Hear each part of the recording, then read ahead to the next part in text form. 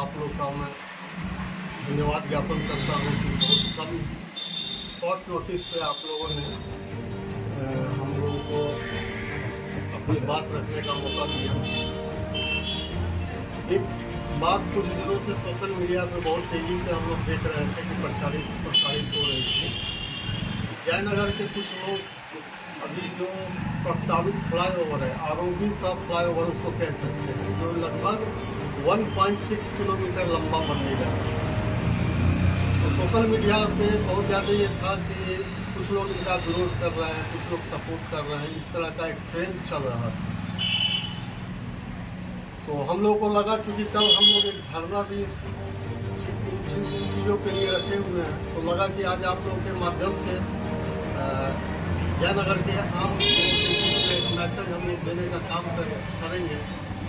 कि हम लोग इस फ्लाईओवर का कोई विरोध नहीं कर रहे। कुछ लोग यहाँ के लोगों को दिग्भ्रमित करने का काम कर रहे हैं, दुष्प्रचार कर सकते हैं इसको कि यहाँ के लोग जो है इस फ्लाईओवर का विरोध करें, जबकि सच्चाई यही है कि यहीं के लोग, यहीं के जनप्रतिनिधि इस आरोपी के लिए बहुत प्रयास किए, प्रयत्नशील रहे, जिसका घोषणा माननीय मुख्यमंत्री ने किया। लेकिन सबका सोच यही था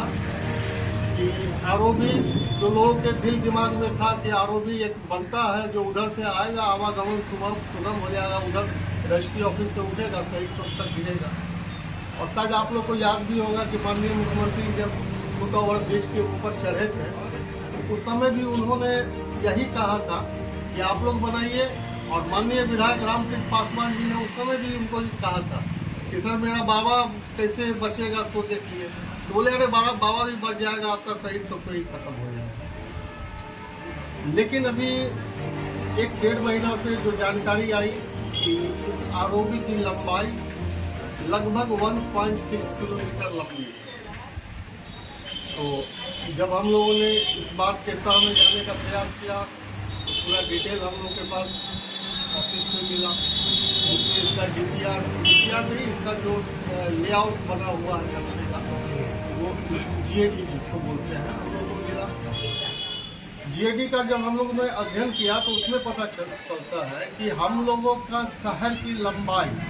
अगर आप देख लिए तो जयनगर मुख्यतः एक तरफ कमला, दूसरी तरफ नेपाल और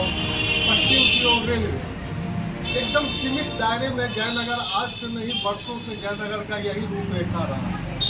क्योंकि यहाँ के जनप्रतिनिधि कहिए या सरकार के स्तर तक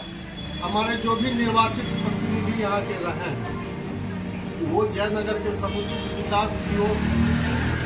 वो प्रभावी ढंग से अपनी बात को, हमको लगता है कि सरकार तक नहीं पहुँचा पाए। नहीं तो जयनगर को आज से 10 साल 15 साल पहले ही एक अच्छा बाईपास मिल जाता तो हो सकता था कि आज मेरा जयनगर काफ़ी डेवलप हो। तो विकास एक सतत प्रक्रिया है कि जो कि चलते रहता है। वो आज आपको नहीं पता चलेगा, 10 साल बाद पता चलेगा कि उस विकास से हम लोगों को उसमें क्या खामी मिला और क्या उसका बेनिफिट मिला। तो फ्लाईओवर आज जो प्रस्तावित है, इसकी लंबाई पेट्रोल टंकी के पास से लेके महावीर चौक के आसपास तक का ये निर्धारित है। अब आप समझिए इस बात को ऐसे कि अगर ये फ्लाईओवर बनता है तो शहीद चौक से लेके और महावीर चौक तक दोनों ओर के दुकानदार और घर, इसमें कहीं पे 10 फीट, कहीं 15 फीट, कहीं 8 फीट, इस तरह वो जमीन अधिग्रहण की प्रक्रिया में चिन्हित है। तो एक तरफ आपका लगभग में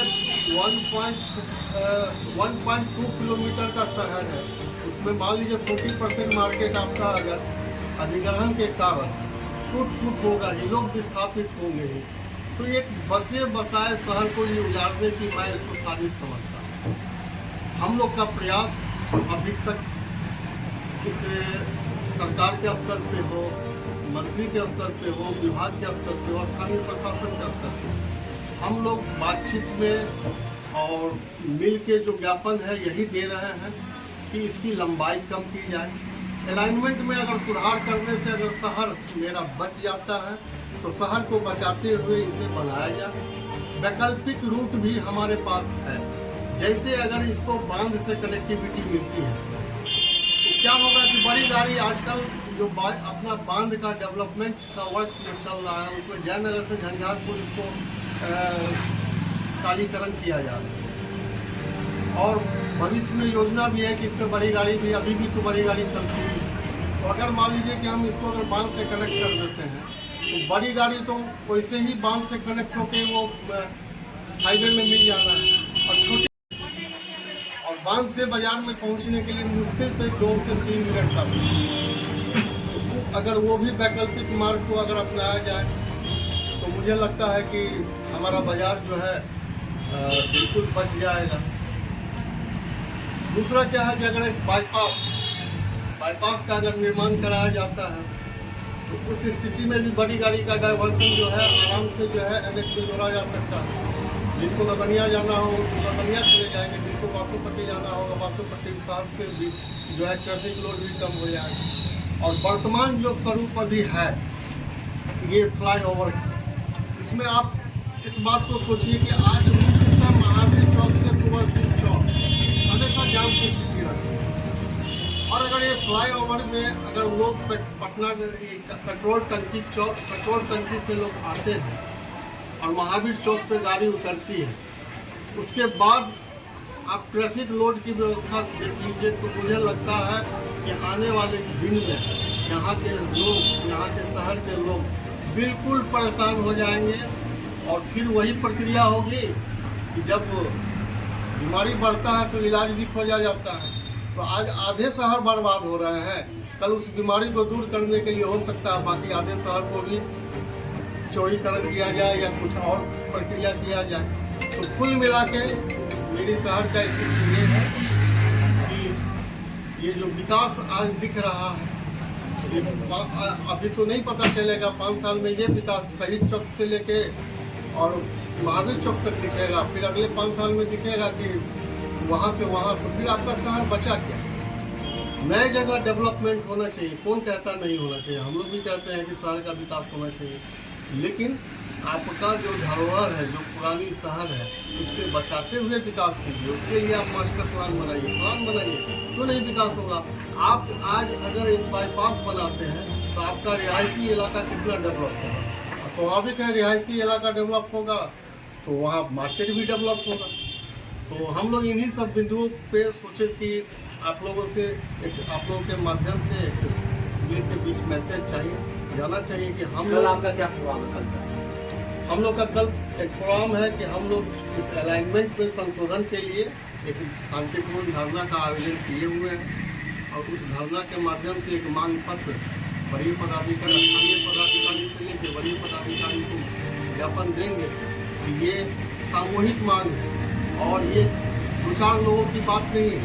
ये आधे शहर की बात है, और आधे शहर को बचाने की हम लोग लड़ाई लड़ रहे हैं। कुछ लोग इसको दिग्भ्रमित कर रहे हैं या गलत प्रचार कर रहे हैं, उनका अपना अपना जो भी स्वार्थ होगा। क्योंकि इस एरिया में मैं भी रहता हूँ, सभी लोगों का अगर जाएगा तो मेरा भी हो सकता है 10 फीट मेरा भी जाएगा। तो लोग इस बात को ही प्रचारित कर रहे हैं कि शंभू जी का ज़्यादा जा रहा है कम। यहाँ ज़्यादा और कम की बात नहीं है, यहाँ समूह की बात है, क्योंकि उस समूह का मैं भी एक अंग हूँ, और अगर नहीं भी रहता तो ये आम लोगों की समस्या है, ये आधे जयनगर की समस्या है, और वैसे भी समस्या है।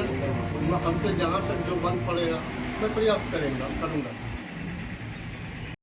जयनगर विकास समिति के द्वारा 12 बजे से धरना का आयोजन किया गया है, और जयनगर के जितने बुद्धिजीवी हैं, व्यापारी वर्ग हैं, और जो यहाँ के प्रतिनिधि है वो सारे लोग आएंगे। उसके बाद हम चाहेंगे कि आप लोग ज़्यादा से ज़्यादा यहाँ संख्या में उपलब्ध होकर हमारी मांग जो है सरकार तक पहुँचाएंगे। क्या मुख्य मांग है आपका? मुख्य मांग हम लोग विकास के प्रति हम लोग एकदम सजग है, विकास होना चाहिए, आरोपित रहना चाहिए, लेकिन ऐसा काम होना चाहिए जिसमें सांप बदल लाठी भी रखते, और जो ये लंबा ओवरब्रिज जो फ्लाईओवर टाइप का बन रहा है इसको छोटा रूप में करके आपको सही चौक तक इसको उतारने का काम किया जाए, उस हिसाब से इसका नक्शा पाठ होना चाहिए। कल दिन के 12 बजे से शहीद चौक के शहीद स्मारक के पास जयनगर विकास समिति के बैनर के अंदर एक शांतिपूर्ण धरने का आयोजन किया गया है, जिसमें प्रभावित सभी व्यक्ति, जितने भी प्रभावित व्यक्ति हैं वो शहर के बुद्धिजीवी, स्थानीय नेता और जन बुद्धिजीवी सभी इस धरने के माध्यम से हमारी जन सामूहिक की मांग को सरकार तक एक मांग पत्र के रूप में हम लोग कल ज्ञापित करेंगे और उसकी आवाज़ बनकर कल हम इस धरने का संचालन करेंगे। हमारा उद्देश्य जो है इस आरओबी का विरोध नहीं है, बस हम ये चाहते हैं कि यह आरओबी इस शहर का विस्तार बने, ना कि इस शहर के लिए विध्वंसक है। हमारे जो भी यहाँ के जो प्रभावित व्यक्ति हैं उन सभी की एक सामूहिक मांग को कल इस शांतिपूर्ण धरने के माध्यम से हम सरकार तक अपनी बात पहुँचाने का यह प्रयत्न करेंगे कि हमारे शहर को विस्थापित होने से, प्रताड़ित होने से और दंडित होने से बचाया जा सके। अगर हमारे YouTube चैनल के माध्यम से देख रहे हैं तो सब्सक्राइब करेंगे, फेसबुक पेज के माध्यम से देख रहे हैं तो लाइक और फॉलो करना ना भूलेंगे। जुड़े रहें जोशी लाइव न्यूज़ के साथ। धन्यवाद।